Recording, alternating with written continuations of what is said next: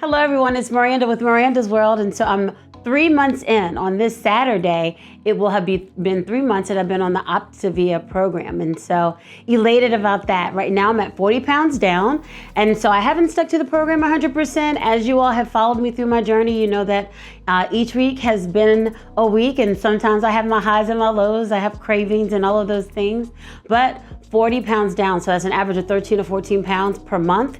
The average they recommend is 12. I started off with a bang, and I guess I was at the beginning of it. I was very dedicated, and I had a lot of water weight and different things that shed off quickly. And so since then, on the second month, I felt like I was doing more of the hacks that they had, and so that kind of hindered me. And in the third month, I was doing a lot of traveling. Although on my travel, I still had my lean and greens, I had my bars, I brought things with me.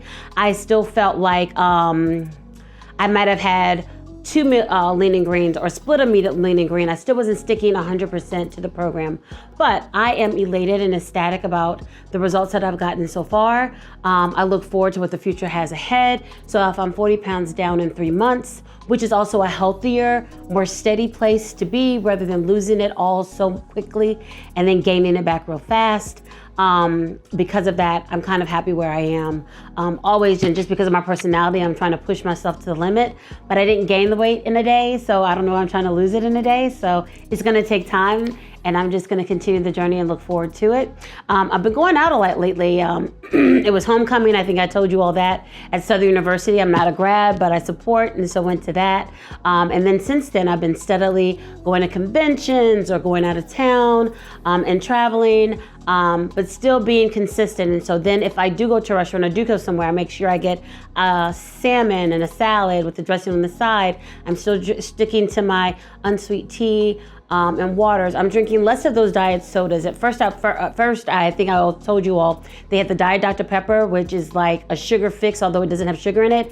It's sweet and it tastes really, really good. And then the Diet Coke. And then I ventured off to the Coke Zero, but I realized I probably only have 1 or 2 of those a week. I retain a lot of water weight and salt, and plus I have hypertension, and so I'm drinking a lot of those carbonated drinks were causing my ankles and stuff to swell. And so I noticed that, and I decided to cut back and try not to drink them at all. But every once in a while, if I do want something, or like if I go out and instead of getting a glass of wine or alcoholic beverage, which you're not allowed to have on this program, I'll still get the Diet Coke, Coke Zero, or Diet Dr. Pepper, which is hard sometimes because a lot of places don't even have that, especially if you're going to a bar or a nightclub or something like that. They don't have any diet drinks, so you just drink water. But other than that, that's pretty much where I am. My skin is flawless. My family has, every time I see somebody, they're complimenting me on my skin. And so I always had like hyperpigmentation and would wear heavy makeup because of the differential coloring that I had in my face and neck. And now I don't even have to worry about it because drinking lots of water, I know we talk about it, and I'm telling you, 3 months ago, if you told me drink 64 ounces of water a day, I would have like passed out. But like they said, an apple a day keeps the doctor away. Water is making your skin flawless. I promise you. You don't have to worry about the dermatologist. Just keep drinking some water, right? So that's pretty much where I am. Just wanted to give you all my update. I probably won't do them as often. I was doing them every week. Probably will do them every other week, eventually probably once a month, as things are keeping current. There's nothing new that I need to tell you. Besides, I'm continuously eating my 5 Fuelings. I'm ordering them every month off of their website. I'm really leaning more towards, at first I was trying to try out all the different things that they had, but I'm leaning to more towards, they have a drizzle chocolate fudge bar that is really, really good. It's like a Rice Krispie treat type rice cereal, but and it has chocolate on it. I like that. That's really, really good. And then for breakfast, I love the berry, and so it's similar. It's a bar. It has like a Rice Krispie type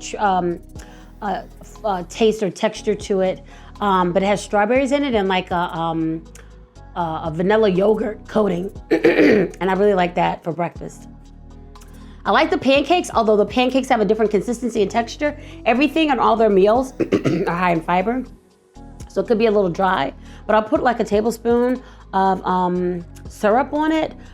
So some days I want it, some days I don't. Sometimes I take the blueberry muffin, but I'll put it on I ordered these griddles from Amazon that I saw recommended. They're really small and they're perfect. It's like a mini griddle, and it's perfect for the size and the portions of the packets that they send us. And so you can just mix it up and just put it on that, and it'll make you one waffle real quick while I'm getting ready for work in the morning. And sometimes I'll alternate the pancake and that. And then I love the shake, the chocolate shake and the strawberry shake. I'm finding that the other things like the tomato penne pasta or the mashed potatoes, and I know this sounds, I don't know if it sounds crazy, lazy, whatever it is, but I have to mix it. You have to find water, you have to measure the water, you have to mix it, you have to put it in the microwave. It's easier for me just to grab that bar and eat it, or to mix my shake and my handy dandy mixer that they give us, our blender, and shake it up a couple times and drink that. Just because I'm on the go, it's easy for me to have in my purse. I don't have to worry about a microwave or measuring water. So you have an option, but like on the weekends, or if I have the time, I will eat the mashed potatoes and some of the other hot fuelings that they have. They have a chicken soup, and then I love that wild rice packet that they have as well. But I've noticed lately I've been eating a lot of the bars and a lot of the shakes just because I've been on the run. It's campaign political season here. Yesterday was election day, and so I've just been on the go. And those are just easier things to grab. And I just need to make sure that I always have one, because as soon as I get low or I run out, then you don't have anything to eat. And so if I have a craving, I'm in my car and I'm like, oh wow, I want some McDonald's French fries.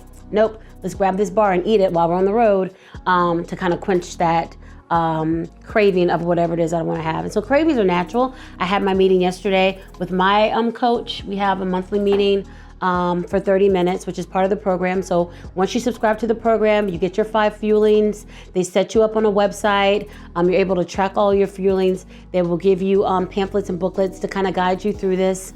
They'll assign you a counselor that you can talk to once a month, and at any time, every day if you want to. We can text. We have a Facebook thread that we converse in. So yesterday was our face-to-face Zoom call, and so she updated me. She's like, cravings are natural. The holidays are coming up. I'm really leery about that. We're having Thanksgiving. I'm hosting that at my house. I'm actually going on a cruise in December, so what does that look like? And so she's like, look, Miranda, just do what you need to do. You're programming yourself to eat better, to make better choices and better decisions, to fight those temptations. You will be fine. And so instead of having regular mashed potatoes, have one of the lean and green optional mashed potatoes, right? Instead of eating the macaroni and all that, make sure you get the green beans, or I plan to cook collards or mustard greens. And so just leaning towards your greens and your lean protein, right? You're gonna have turkey for Thanksgiving, and so it's gonna be baked. So that's a win-win already. So just being smarter about it, and I look forward to that. Lately too, because like I said, like last month, I kind of got off of it because I thought I could have more things that I could, and she was like, no, that's when you get in your different phase for optimal. Once you get to the weight loss, then you can have like the jellos and some of the jello puddings and some of the other stuff I was eating. I bought like cauliflower chips and some stuff I think I told you all about. So I had to retract from that and get strictly back on the plan. And so with that, you can have a snack of like almonds or nuts.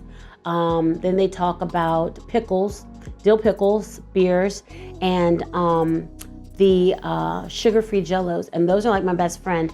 And I was eating the lemon lime, and so they didn't have lemon lime when I went to Rouse's. They ended up having like a black cherry, and I was like, I'm gonna try this. I don't know if I'm gonna like it. In love. So I've been eating those as my snack.